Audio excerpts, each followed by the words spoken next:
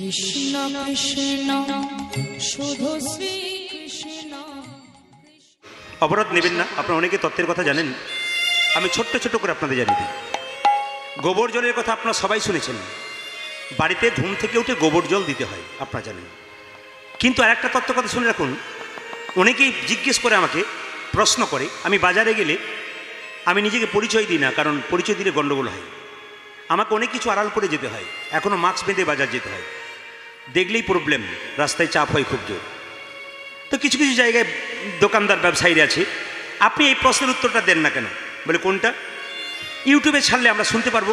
বেশ, দিয়ে দেবো, বলুন। এই যে আমরা দোকান করি, ব্যবসা করি, করিমপুর বাজারে প্রচুর বড় মার্কেট, এখানে ব্যবসা আছে। দাদা ভাইরা দেখবেন, ব্যবসায়ী যারা হয় তাদের দোকানের দরজাতে লেবু লঙ্কা টাঙানো হয়। জোরে বলুন হা না না। কিন্তু কারো মনে প্রশ্ন জাগে না, লেবু লঙ্কা কেন টাঙানো হয়? এটার সঙ্গে যোগ আছে কিন্তু। একটা শুনবেন, দরজার সামনে, দোকানের দরজার সামনে লেবু লঙ্কা টাঙানো হয় কেন? বাঁ দিকে শব্দ হচ্ছে কিন্তু খুব। দরজার সামনে দোকানে যারা বড় বড় ব্যবসা করে লেবু লঙ্কা টাঙায়। অনেকে জিজ্ঞেস করি, দাদা কেন টাঙিয়েছেন? আমার কাকা বাবা সব টাঙিয়েছে তাই টাঙালাম না। তত্ত্ব আছে।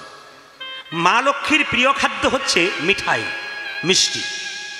মাকে যতই লাড্ডু দেবেন, মিষ্টি দেবেন, মা খুব প্রিয়, খুব সুন্দরভাবে খাবে। এই জন্য দেখবেন দোকানের ভেতরে গণেশ লক্ষ্মী রাখা হয়, সেখানে মিষ্টি দেওয়া হয়। কিন্তু দেখবেন বলে না, আমার ব্যবসা চলছে না গো, দারিদ্রতা এলো, একবারে বন্ধ হয়ে যাচ্ছে। কেন হচ্ছে? আমার দোকানে বোধহয় অলক্ষ্মী ঢুকে গেছে। তা লক্ষ্মী একজন, দারিদ্রতা বা অলক্ষ্মী একজন। লক্ষ্মীর প্রিয় খাদ্য কি? মিষ্টি। আর অলক্ষ্মী দারিদ্রতার প্রিয় খাদ্য হচ্ছে কি? টক এবং ঝাল। আমি খবর পেলাম আপনার বাড়িতে 10 লাখ টাকা আছে, আমি চোর, চুরি করতে যাব। 10 লাখ টাকা আছে, আপনি জানেন মারধর খাওয়ার দরকার নেই, দরজাটা বন্ধ করে দিলাম, বাইরে 10 লাখ টাকা ঝুলিয়ে রেখে দিলাম। আমি যদি পেয়ে যাই আর ভেতরে ঢুকবো? জোরে বলুন হ্যাঁ না না। তা অলক্ষ্মীর খাবার যদি লেবু লঙ্কা মানে টক আর ঝাল হয়, ব্যবসায়ীরা দরজার সামনে যদি লেবুর হচ্ছে টক, লঙ্কা হচ্ছে ঝাল যদি ঝুলিয়ে দেয়, তাহলে অলক্ষ্মী ঢুকতে গিয়ে ওইখানেই পেলেই আর ভেতরে যাবে না, সোজা বাইরে চলে আসে। জানতে হবে, অনেক কিছু পড়তে হয়, অনেক কিছু জানতে হয়, অনেক প্রশ্নের উত্তর আমাদের দিতে হয়। এই জন্য যিনি আমাকে বাজারে প্রশ্ন করেছিলেন, তিনি এই উত্তরটা আজকে পেয়ে গেলেন। শুধু ইনি পেলেন তা নয়, এই ইউটিউবের মাধ্যমে গোটা ভারতবর্ষের মানুষ নয়, গোটা পৃথিবীর মানুষ শুনছে। এই জন্য আপনাদের যুক্তি দিয়ে বুঝিয়ে দিলাম। মুকুন্দ সরকার যখন বাড়ি এলো, তার স্ত্রী গোবর জল ছড়া দিচ্ছে। লক্ষ্য করুন, সেই সময় বাংলার নবাব ছিল কে জানেন? হোসেন শাহ। তার বাড়ি মালদা। আমি কালকে ছিলাম, পরশু তারিখে ছিলাম একবারে গৌড়ে, যেখানে নবাব হোসেন শাহ ছিল। তার একটু আগেই আমি পরশু তারিখে ওখানে গান গাইছিলাম, প্রচুর ভক্তের ঢল। তো দেখতে পেলাম ওখানে, বললাম এই লীলাটা যখন করলাম, এই লীলাটা অর্ডার করেছিল, তো যখন করলাম তখন মানে এই গৌড় থেকে, মালদার ওই গৌড় থেকে নবাব হোসেন শাহ, তার প্রচণ্ড পেটের যন্ত্রণা, কেউ ভালো করতে পারছে না।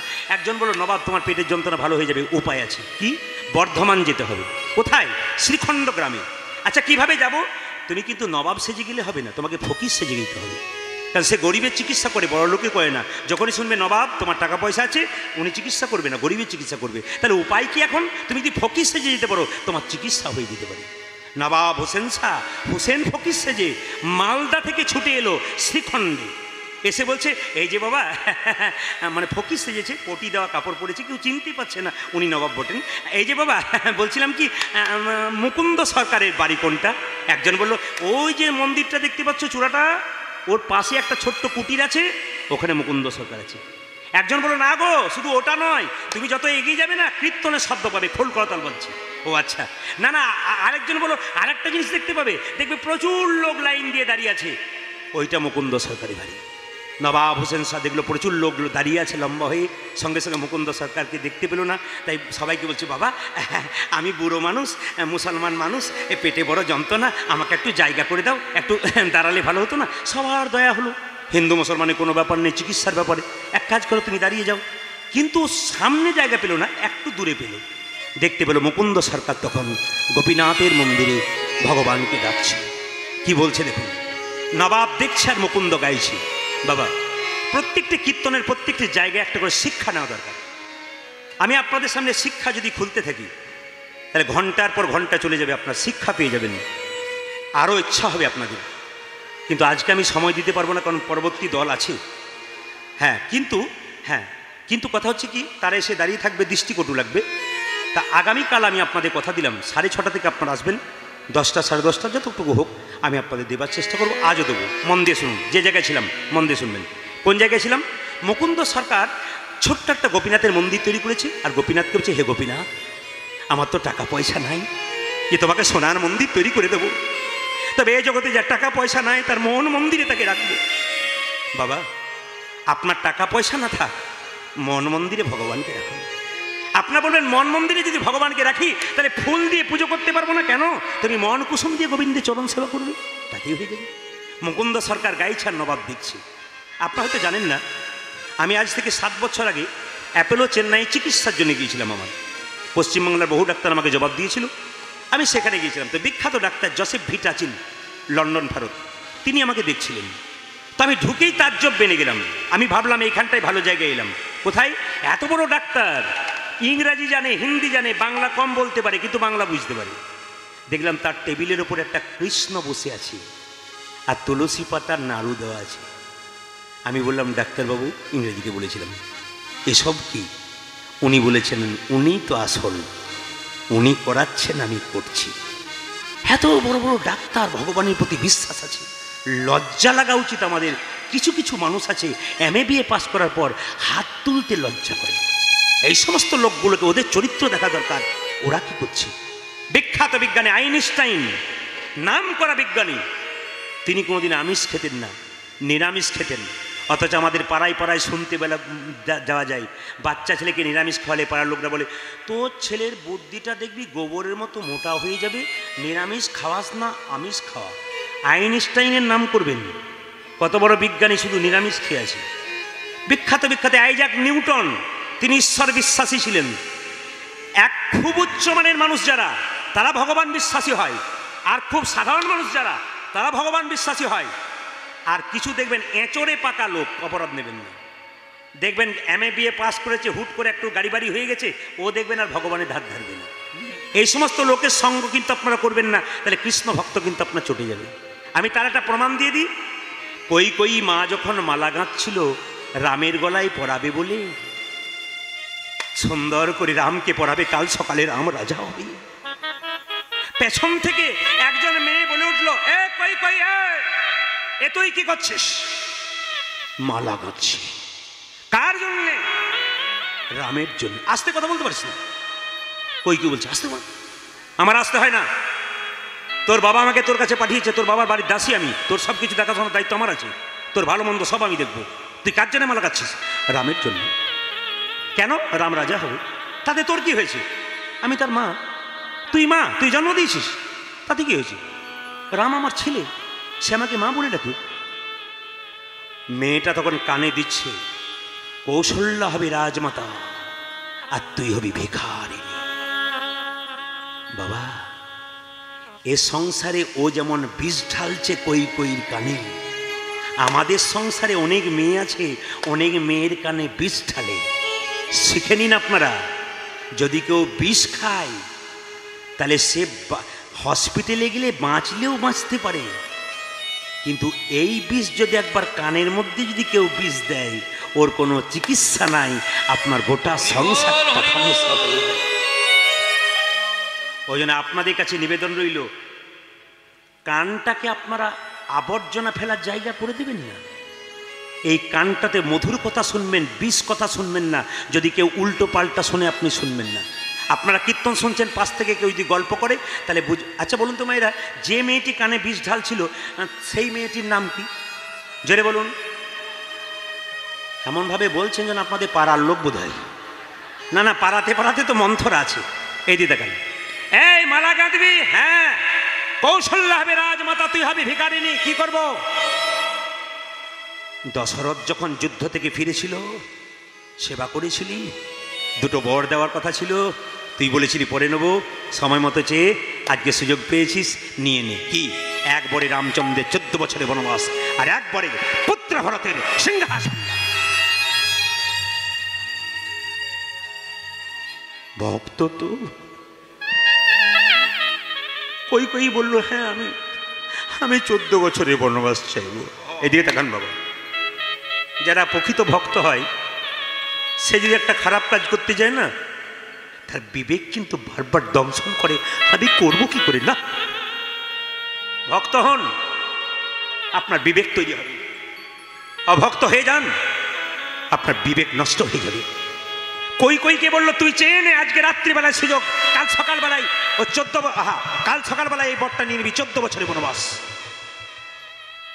রাত্রিবেলায় কই রামচন্দ্রের দরজায় ধাক্কা দিচ্ছে, এদিকে এদিকে এদিকে। রাম, কে? আমি কে? তোর হতভাগিনী মা। দরজাটা খুলে বলছি, মা এত রাত্রিতে এলে কেন? কি হয়েছে তোমার? আমি ঘুমোতে পারছি না, আমি ঘুমোতে পারছি না। কি? আমি যে একটা খারাপ কাজ করে ফেলেছি। কি? তোর বাবার কাছে 14 বছরের বনবাস তোর চেয়ে নিয়েছি, আমায় তুই ক্ষমা কর, আমি বড় অপরাধ করেছি। ভগবান যারা হয়, প্রকৃত ভক্ত যারা হয়, তারা ভেঙে পড়ে না। এসে বলল, মা হাসো হাসো, কাঁদছো কেন? হাসো হাসো হাসো, কাঁদছো কেন? হাসো, তুমি হাসো। আমি হাসবো কি করে? আমি যে না মা, তুমি যদি আমায় বনবাসে না পাঠাও,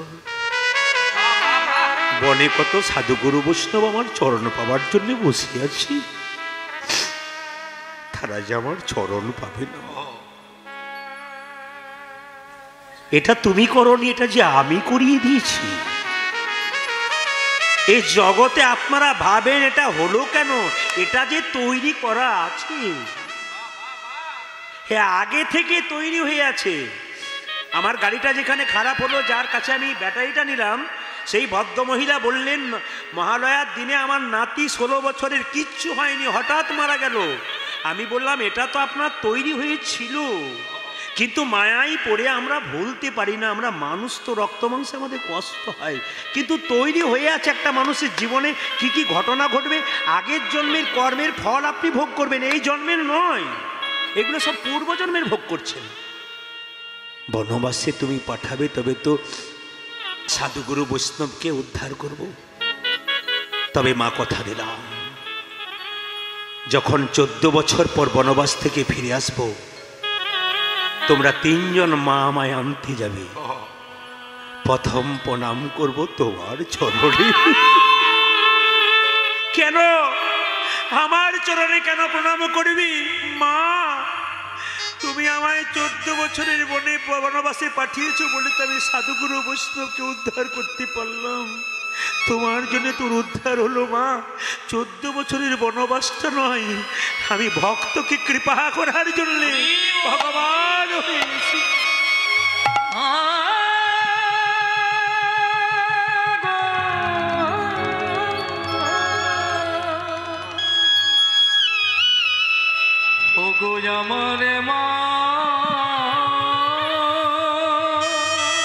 এইদিকে তাকাবেন। মুকুন্দ সরকার ভগবানকে ডাকছে, আর এদিকে মুকুন্দ সরকার ভগবানকে ডাকছে, আর নবাব শুনছে। মুকুন্দ বলছে, প্রভু আমি সোনার মন্দির তৈরি করে দিতে পারবো না, মন মন্দিরে আমি তোমাকে রাখবো। মুকুন্দ গাইছে আর নবাব দেখছে। আমার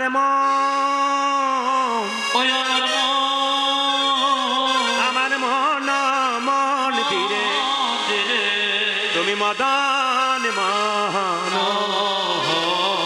দাঁড়াবে গো আসি ডাকিয়া। উলধ্বনি।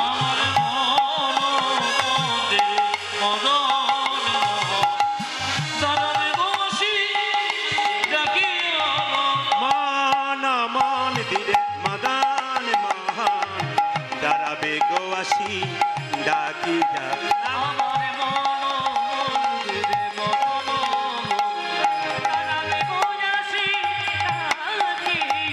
কাঁদিয়া কাঁদিয়া তব নাম লইয়া, কাঁদিয়া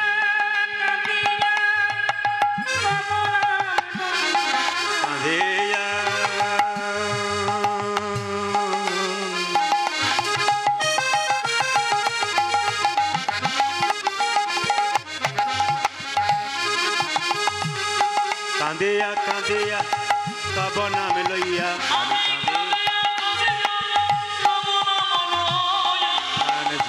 বুক ভাসাইয়া কাঁদিয়া কাঁদিয়া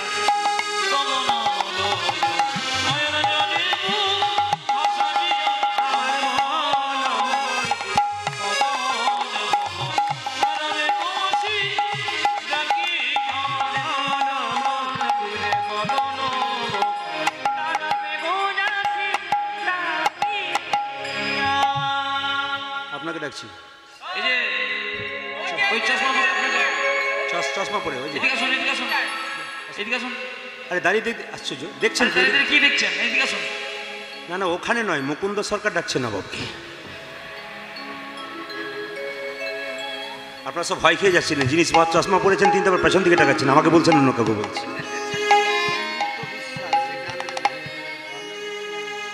ঠিক আছে, অমৃত বিশ্বাস,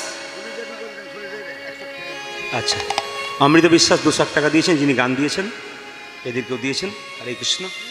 আসুন প্রেম সে যে গেছিলাম। এই যে এই যে এই যে এদিকে এসো, এদিকে এসো। সঙ্গে সঙ্গে নবাব এসে বললো আমাকে আমাকে ডাকলেন আমাকে? হ্যাঁ হ্যাঁ তোমাকে। কি হয়েছে তোমার? দেখি দেখি দেখি দেখি, আমার পেটে বড় যন্ত্রণা।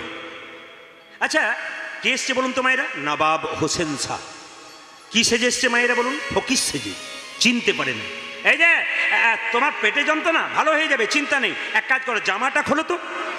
যেই না জামাটা খুলতে বলেছে অমনি মনে মনে ভাবছে জামা আমি খুলবো ঠিক কথা, কিন্তু রোগ যদি ভালো না হয় তাহলে দেখবে আমি কে এসছি, পরে পরিচয় দেবো তোমাকে। আচ্ছা সবাইকে দিয়েছে। রোগ যদি ভালো না হয় তাহলে দেখাবো তুমি কে। এই যে এই যে এই যে জামাটা, আরে অত লোক লাইন দিয়ে দাঁড়িয়ে আছে, জামাটা খোলো। নবাব ভয়ে জামাটা খুলে দিয়েছে। এবার এক কাজ করো তো, কি মাটির বারান্দায় গড়াগড়ি। নবাব তো রেগে আগুন, কেন বলুন তো? কালের কাল বর্ষাকাল, কি হরিণে চাটে বাঘের গাল। নেহাত আমি বেকায়দায় পড়েছি, আমি পালঙ্ক ছাড়া ছুঁই না, সোনার পালঙ্কে শুই, আর আমাকে মাটিতে গড়াগড়ি দিতে বলছে। রোগ ভালো হয়তো ভালো নয় তোমার। এই যে এই যে আরে ভাবছো কি? যেই না গড়াগড়ি দিয়ে দিয়েছে নবাব অমনি সঙ্গে সঙ্গে বলল কবিরাজ কি তোমার এই মাটিতে ওষুধ দেওয়া থাকে নাকি? কবিরাজ বলল সবাইকে দিতে দিতে এক আধটু পড়ে যায়, তোমার হয়তো কাজে লেগে গেছে। আসলে তা নয় মা, ভক্তপদ ধুলিয়ার ভক্তপদ জল, ভক্ত ভক্ত শেষ হয় তিন মহা। আমাদের আজকে করিমপুরে সব চাইতে আমার ভালো লাগলো, আমি যখন অফিসে এসেছিলাম, কমিটির দিনের পর দিন উন্নতি হচ্ছে এই কারণে এখানে কিন্তু তিলক দেওয়ার ব্যবস্থা করেছে। আপনারা বাড়ি যাবেন সবাই আয়নাতে করে নিজের একবার ললাটটাকে দেখবেন, কি সুন্দর লাগছে আপনাদেরকে। লক্ষ্য করুন, আমি যে জন্য এই কথাটা বললাম, ভক্তপদ ধুলি আর ভক্তপদ জল, ভক্ত ভক্ত শেষ হয় তিন মহাবল। মায়েরা, ভক্তের চরণ ধুলি মাথায় নিতে হয়, ভক্তের চরণ ধোয়া জল মাথায় নিতে হয়, আর কি করতে হয় না, ভক্ত যখন প্রসাদ পায় তার উচ্ছিষ্ট প্রসাদ একটু পেতে হয়। যদি বিজ্ঞানের যুগে বাস করছে, আমাদের রোগ হবার ভয় আছে এই জন্যে।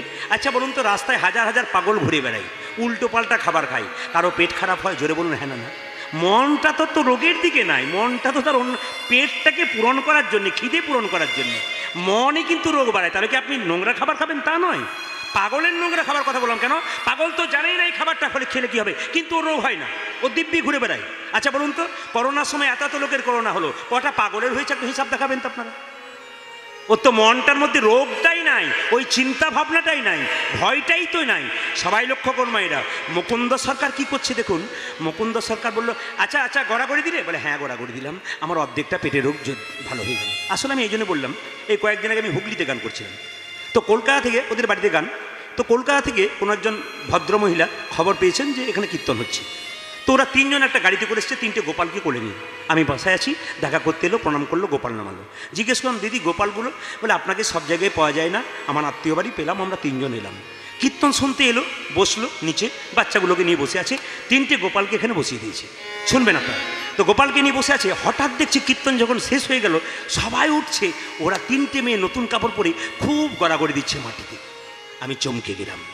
অনেকে বলে শহর বাজারের মেয়েরা নাকি ভক্ত হয় না। কে বলছে? ভক্তি তো নিজের ব্যাপার। আমি যখন হাত তুলতে বলছি, মাঝে কেউ বসে আছে তুলছে না, কিন্তু ধারে বহুতেরা দাঁড়িয়ে আছে, তারা তুলে দিচ্ছে কেন? এটা তো ভক্তির ব্যাপার, এটা তো তার পূর্বজন্মের স্বীকৃতি। এ তুলতে বলতে হয় না। অনেক ভক্তের চোখের জল কেন বেরোচ্ছে? এই জন্য বেরোচ্ছে, পূর্বজন্মের স্বীকৃতি। কৃষ্ণ বলে কাঁদা অভ্যাস আছে, তাই তো তারা কৃষ্ণ বলে, হ্যাঁ গৌর বলে কাঁদতে।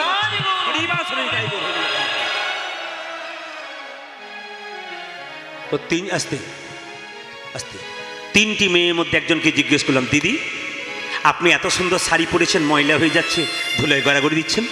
বলছে আপনার কীর্তনে তো শুনেছি কি, স্বামীর যদি 4টে কাপড়ের দোকান থাকে একটা কাপড়ও চিতাতে দেবে না দাদা, ওই জন্য গড়াগড়ি দিলাম। আপনার চমকে যাবেন শুনলে। জিজ্ঞেস করলাম আপনি কি করেন? উনি বললেন এমন কিছু না, কলেজে পড়াই, কলেজের অধ্যাপিকা, প্রফেসর।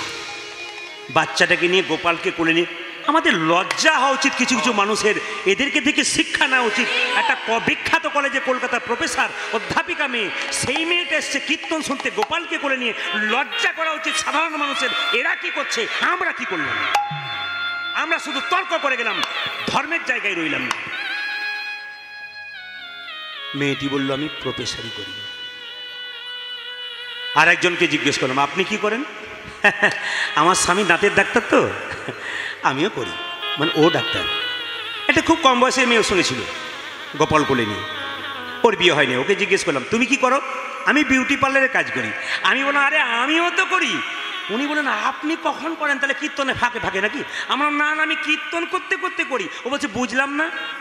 আমি বললাম তুমি তো বিউটি পার্লারে কাজ করে মায়েদের বাইরেটা সুন্দর করার চেষ্টা করো, আর আমি বিউটি পার্লারে কাজ করে ভক্তের আর ভক্তিমতী মায়েদের ভেতরটাকে সুন্দর করার। তিনজনে মিলে কীর্তন শুনলো, আনন্দে নাচলো, গড়াগড়ি দিল, বাড়ি গেল। বাবা এদের কাছে শিখতে হয়। মুকুন্দ সরকারের কথায় যখন গড়াগড়ি দিয়েছে অমনি সঙ্গে সঙ্গে বললো আচ্ছা আচ্ছা আচ্ছা, তোমার অর্ধেকটা অর্ধেকটা রোগ ভালো হয়ে গেছে, দেখি দেখি হাঁ করো তো। যেই না হাঁ করেছে, আসল ওষুধটা দিয়েছে, অমনি নবাবের রোগ ভালো হয়ে গেছে। চিৎকার করে বললো মুকুন্দ, কে তুমি? আমার নাম ধরে রাখলে? আমি নবাব হোসেন শাহ। এ কি নবাব আপনি? হ্যাঁ, তোমাকে পরীক্ষা করতে এসেছিলাম, তুমি কত বড় কবিরাজ। সত্যি তুমি বড় কবিরাজ, তোমার ওষুধে আমার রোগ ভালো হয়ে গেছে। তোমাকে এখানে রাখবো না, তোমাকে গৌড় রাজ্যে নিয়ে যাবো। গৌড়ে গৌড়ে মালদাতে নিয়ে যাবো, মালদার গৌড়ে নিয়ে যাবো।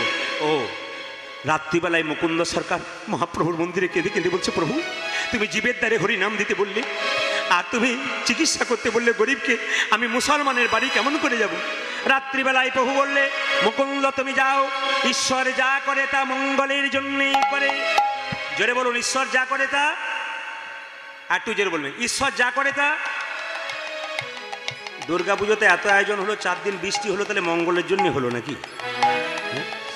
দেখবেন কারো আসতে শব্দ নেই, কারো ছেলে যদি সারা বছর পড়াশোনা করে, আপনার ছেলে নিয়ে হঠাৎ পরীক্ষায় ফেল মেরে দিয়েছে, কেউ যদি গিয়ে আপনাকে বলে দিদি ছেলে ফেল করেছে, ঈশ্বর যা করে তা মঙ্গলের জন্যই করেছে, আপনার কত ভালো। বাজে বকবেন না তোমার সঙ্গে। আমাদের ভালো হলে আমরা ভালো বলি, আর মন্দ হলে দেখবেন আমরা একবার রেগে যাই, আর মুখে বলি ঈশ্বর যা করে তা মঙ্গলের জন্য করে। মুকুন্দ সরকারকে বললো মহাপ্রভু আকাশবাণী করে মুকুন্দ তুমি ফিরে যাও। কোথায়? মালদায়। ঈশ্বর যা করে মঙ্গলের জন্য করে। মুকুন্দ সরকার চলে গেল কোথায়? নবাবের সঙ্গে মালদা গৌড়ে। নবাব বলল মুকুন্দ তোমাকে এখানে থাকতে হবে, গরিবের চিকিৎসা করতে হবে। বলে আমি থাকবো ঠিক কথা, শর্ত আছে, একটা গোপীনাথের মন্দির তৈরি করে দাও, জীবের দ্বারে হরিনাম দিতে পারি, এই যদি তুমি করতে পারো আমি থাকতে পারি। নবাব মুসলমান, তিনি সৎ মুসলমান ছিলেন, সুন্দর একটা মন্দির তৈরি করলেন, আর বললেন এখানে তুমি গোপীনাথের ভোজন করো আর গরিবের চিকিৎসা করো। বাবা মুকুন্দ সরকার গোবিন্দের গুণগান গাইছে, কীর্তন করছে, পুজো করছে, আর পেছন থেকে নবাব দেখছে। নবাবকে একটা পাখাতে হাওয়া করছে, শুনে রাখবেন পাখাটা হচ্ছে তালপাতার পাখা, সেই পাখাতে কতগুলো ময়ূরের পালক, পাখাতে হাওয়া করছে নবাবকে একজন, আর মুকুন্দ গাইছে, নবাব শুনছে। উলু ধরে দেবেন আমার কানু সে বিনোদ রায়, কানু সে বিনোদ রায়।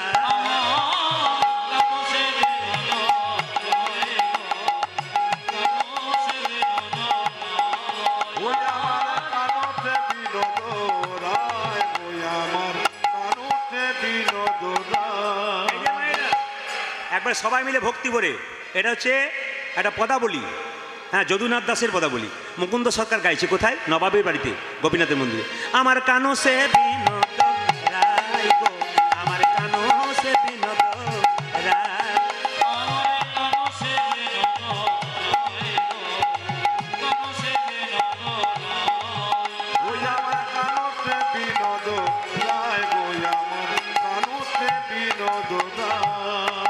বিনোদ চুরাই বিনোদ বরিহা, বিনোদ চুরাই বিনোদ বরিহা, বিনোদ চুরাই বিনোদ বরিহা।